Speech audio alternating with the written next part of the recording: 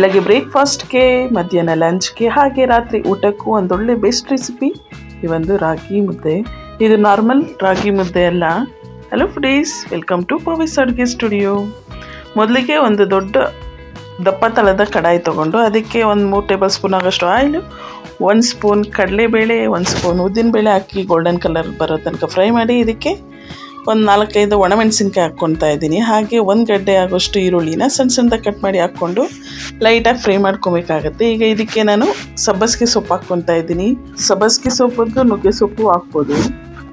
ಈಗ ಇದನ್ನು ಹಸಿ ಸ್ಮೆಲ್ ಹೋಗೋ ತನಕ ಚೆನ್ನಾಗಿ ಫ್ರೈ ಮಾಡಿ ರುಚಿಗೆ ತಕ್ಕಷ್ಟು ಉಪ್ಪು ಹಾಕಿ ಮತ್ತೊಂದು ಸಲ ಫ್ರೈ ಮಾಡಿ ನಾನು 1 ಬಟ್ಲು ರಾಗಿ ಹಿಟ್ಟಿಗೆ 1/4 ಆಗೋಷ್ಟು ನೀರು ಹಾಕ್ಕೊಂಡು ಕುದಿಯೋದಕ್ಕೆ ಇಡ್ತಾಯಿದ್ದೀನಿ. ಇದು ಒಳ್ಳೆ ಕುದಿ ಬಂದ ಕೂಡಲೇ ರಾಗಿ ಹಿಟ್ಟು ಹಾಕಿ ಕೈ ಬಿಡದೆ ಚೆನ್ನಾಗಿ ತಿರ್ಸ್ಕೊಡ್ಬೇಕಾಗತ್ತೆ. ಯಾಕಂದರೆ ಗಂಟಾದರೆ ಮತ್ತೆ ತಿನ್ನೋದಕ್ಕೆ ಚೆನ್ನಾಗಿ ಅನಿಸೋದಿಲ್ಲ.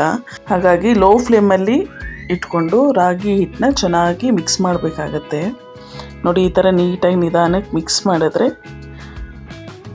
ಗಂಟಿಲ್ಲದೆ ನೀಟಾಗಿ ಮಿಕ್ಸ್ ಆಗಿರುತ್ತೆ. ಈಗ ಇದನ್ನು ಲಿಡ್ ಕ್ಲೋಸ್ ಮಾಡಿ ಒಂದು 10 ನಿಮಿಷ ಮೀಡಿಯಮ್ ಹುರಿಯಲ್ಲೇ ಬೇಯೋದಕ್ಕೆ ಬಿಡಬೇಕು. ನೋಡಿ, ಇದರ ಸ್ಮೆಲ್ ಘಮ ಅಂತ ಸ್ಮೆಲ್ ಬರ್ತಿರುತ್ತೆ. ಈ ಒಂದು ರೆಸಿಪಿ ಇನ್ಸ್ಟಾಗ್ರಾಮಲ್ಲೂ ತುಂಬಾ ವೈರಲ್ ಆಗಿತ್ತು. ಹಾಗಾಗಿ ನಾನು ಒಂದು ಸಲ ಟ್ರೈ ಮಾಡೋಣ ಅಂತ ನೋಡಿದೆ. ತುಂಬಾ ಟೇಸ್ಟಿಯಾಗಿತ್ತು. ಹಾಗೆ ರಾಗಿ ರೆಸಿಪೀಸ್ ಈ ಥರ ಆವಾಗವಾಗ ಮಾಡ್ಕೊಂಡು ತಿಂತೀರಿ. ಆರೋಗ್ಯಕ್ಕಂತೂ ತುಂಬಾ ಒಳ್ಳೆಯದು. ಬ್ಲಡ್ ಶುಗರ್ ಇರೋರಿಗೆ, ಹಾಗೆ ಬೋನ್ ಸ್ಟ್ರಾಂಗ್ ಮಾಡುತ್ತೆ.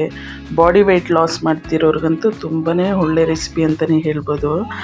ಆದರೆ ಏನು ಗೊತ್ತಾ, ಇದು ನಾರ್ಮಲ್ ಮುದ್ದೆ ಥರ ನುಂಗಿದ್ರೆ ಅಷ್ಟು ಟೇಸ್ಟ್ ಇರೋದಿಲ್ಲ. ಈ ಒಂದು ಮುದ್ದೆನ ಚಟ್ನಿ ಜೊತೆ ಅಗ್ದು ತಿಂದ್ರೇ ಚೆನ್ನಾಗಿರುತ್ತೆ ಟೇಸ್ಟು. ಹಾಗಿದ್ರೆ ಈ ವಿಡಿಯೋ ಇಷ್ಟ ಆಯಿತಾ? ಒಂದು ಲೈಕ್ ಕೊಟ್ಟು ನಿಮ್ಮ ಫ್ಯಾಮಿಲಿ ಫ್ರೆಂಡ್ಸ್ಗೆ ಶೇರ್ ಮಾಡಿ. ನನ್ನ ಚಾನಲ್ನ ಒಂದು ಸಲ ಸಬ್ಸ್ಕ್ರೈಬ್ ಮಾಡ್ಕೊಳ್ಳಿ. Thank you.